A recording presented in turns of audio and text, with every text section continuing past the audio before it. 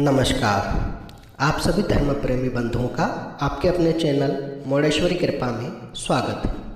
इस चैनल पर आपको पूजा पाठ संबंधी जानकारी प्रदान की जाएगी। सभी से सविनय निवेदन है, चैनल को सब्सक्राइब करें, शेयर अवश्य करें। वीडियो पसंद आने पर लाइक भी करें। आप कोई सलाह देना चाहते हैं अथवा आप कुछ जानना चाहते हैं तो आप कमेंट बॉक्स में कमेंट जरूर करें। जय मोडेश्वरी, बोल बम।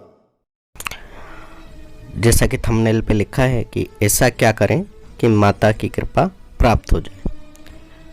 तो जो साधक हैं वे तो अपने गुरु से परामर्श ले ही लेते हैं, परंतु जो साधक नहीं हैं अथवा जिनके गुरु नहीं हैं वे ऐसा क्या करें, उनके मन में सवाल आना स्वाभाविक है कि वे ऐसा क्या करें कि उन्हें माता की कृपा प्राप्त हो जाए। तो देखिए, अगर आप गृहस्थी से हैं अथवा आप नए साधक हैं, दोनों ही स्थिति में सामान्य पूजा आदि करने से देवी की कृपा आप प्राप्त कर सकते हैं। आप कभी भी दूसरों की देखा देखी ना करें। आप जो कर सकते हैं वही आप करें। आप जिस संकल्प को निभा सकते हैं उसी प्रकार की पूजा आपको किसी भी देवी देवता के लिए करना चाहिए। नवरात्रे कहे तो जाते हैं कि नव दुर्गा हैं, दुर्गा की स्तुति आराधना के दिन हैं, लेकिन इस पर्व में आप अपने किसी भी इष्ट को, यानी कि जिस व्यक्ति ने जिसको इष्ट मान लिया हो, उसकी कृपा प्राप्त करने के लिए इन 9 दिनों में अर्थात नवरात्रियों में अपने इष्ट की सेवा आराधना करके उनकी कृपा को प्राप्त कर सकता है। दूसरी बात यह है कि देवी की कृपा प्राप्त करनी है तो आपको उन्हें किसी भी बंधन में बांधने की आवश्यकता है ही नहीं, क्योंकि वे माँ हैं। आप अपनी माँ को प्रेम के बंधन में ही बांध सकते हैं। आपको उनके लिए कोई मंत्र पाठ अध्याय कुछ करने की आवश्यकता नहीं है। यदि माता पुत्र का संबंध है तो सिर्फ भाव से आता है। आपके अंदर भावना है तब आप कोई भी पाठ करेंगे, कोई भी मंत्र का जप करेंगे तो माता की कृपा आपको अतिशीघ्र प्राप्त होगी। सामान्य तौर पर आप नज़दीक के मंदिर में नहा धोकर स्वच्छ होकर के जाएं। घर में मंदिर है तो सबसे पहले उठें, नहा धोकर के स्वच्छता से सबसे पहले अपने मंदिर में, घर के जो मंदिर है वहाँ माथा टेकें। जो भी आप नित्य नियम करते हैं वो करें, और अगर बाकी दिनों में नहीं करते हैं तो कम से कम नवरात्रि में उनकी सामान्य पूजा धूप दीप कंकु आदि कर दें। उन्हें प्रणाम कर नज़दीक के मंदिर में जाएं और वहाँ उनके दर्शन करके लाभ प्राप्त करें। चूँकि भक्तिमय माहौल होने के कारण कई लोग वहाँ पर जो जाप आदि करते हैं, मंदिर में सेवा पूजा आदि होती है, और नवरात्रि पर्व में विशेष रूप से जो सेवा आदि होती है उसका फल मंदिर के विग्रह के साथ साथ सभी लोगों को प्राप्त होता है। जैसे जैसे पूजा पाठ आदि किए जाते हैं, मंदिर के विग्रह में जिस भी देवी या देवता का विग्रह होता है उनके सत्व और तेज की वृद्धि होती है, और उस विग्रह के दर्शन करने से हमारे जैसे लोगों के अंदर भी उस तेज और सत्व की वृद्धि होना प्रारंभ हो जाती है। मंदिर में जाएं, शांतिपूर्वक कुछ देर बैठ करके जो भी विग्रह है या आप जिसे मानते हैं उनके चरणों में अपने आप को समर्पित कर थोड़ी देर ध्यान लगाएं।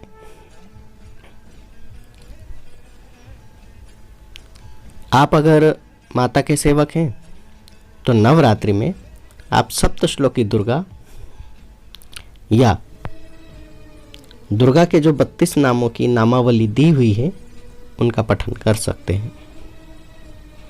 मंत्र जाप करना चाहते हैं तो ओम ऐं ह्रीं क्लीं चामुंडाय विच्चे अथवा ओम दुम दुर्गाय मंत्र का जाप कर सकते हैं। मंत्र जाप आप मानसिक रूप से भी कर सकते हैं और जपमाला के माध्यम से भी कर सकते हैं। मानसिक और वाचिक दोनों ही हो सकते हैं, परंतु जिन्होंने अब तक कोई मंत्र जाप नहीं किए वे अगर मंत्र जाप शुरू कर रहे हैं तो वे वाचिक ही कर सकते हैं। सामान्य पूजा पाठ आदि करने के उपरांत आप चाहें तो एक समय भोजन करें, अथवा मेरी जो मान्यता है उसके अनुसार आप दोनों समय भी भोजन करते हैं तो शुद्ध सात्विक एवं हल्का भोजन करें, बिना लहसुन प्याज का भोजन करें, कम मिर्ची और नमक का आप भोजन लें, जिससे कि आपको एक आत्मिक शांति का अनुभव प्राप्त हो। आप स्वयं पाएंगे कि अन्य दिनों में आप जो तीखा, तेज मसाले वाला अथवा लहसुन प्याज युक्त जो भोजन कर रहे थे, उसकी अपेक्षा में जब आप अभी सात्विक भोजन कर रहे हैं तब आपको अपने दैनिक जीवन में काफ़ी शांति का परिवर्तन महसूस होगा। यह सब तो रही 9 दिन तक सामान्य पूजा पाठ की बातें। कुछ लोगों के यहाँ चैत्र नवरात्रि में भी अष्टमी या नवमी की पूजा की जाती है, तो जिन लोगों के यहाँ होती है वे अपने उसी कुल परंपरा के अनुसार पूजा को करें और अंतिम दिवस कन्या भोज अवश्य करें। कन्या को आप भोजन नहीं करा सकते हैं तो कुछ फल प्रसाद आदि के साथ दक्षिणा आदि अवश्य दें,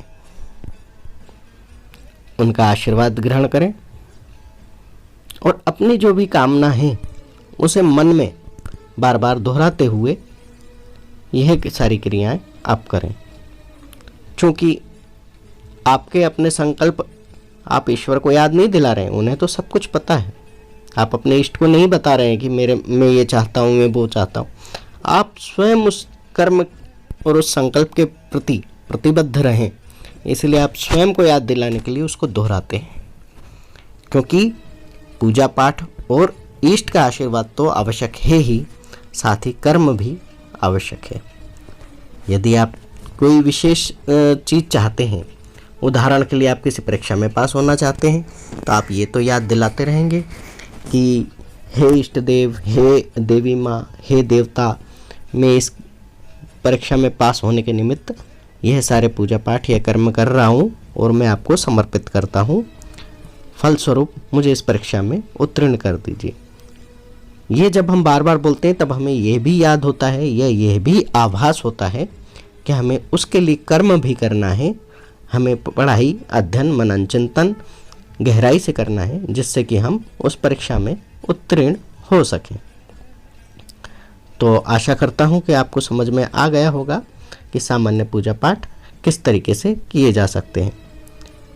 और सबसे गंभीर और मुख्य बात कि हमें अपने चरित्र का विशेष ध्यान रखना चाहिए, देवी उपासक को तो और भी विशेष रूप से। किसी भी स्त्री को अपमानपूर्वक व्यवहार ना करें। सभी स्त्री को, कन्या, महिला अथवा वृद्धा, आप सम्मान की दृष्टि से देखें, उनका सम्मान करें, उचित व्यवहार करें। किसी अन्य पुरुष से भी लड़ाई झगड़े ना करें। जैसे आपके कर्म होते हैं वैसा आपका मन होता है, और जैसा मन होता है वैसा वो मंदिर बनता है। आपके मन में ही आपके इष्ट निवास करते हैं, अथवा अपने मंदिर को शुद्ध और स्वच्छ रखना आपकी ही जवाबदारी है। मन मंदिर में इष्ट को बसाने के लिए मन मंदिर को स्वच्छ रखना आवश्यक है। तो इसी के साथ नववर्ष एवं चैती नवरात्रि की हार्दिक शुभकामनाएं। जय मोड़ेश्वरी, बोल बम।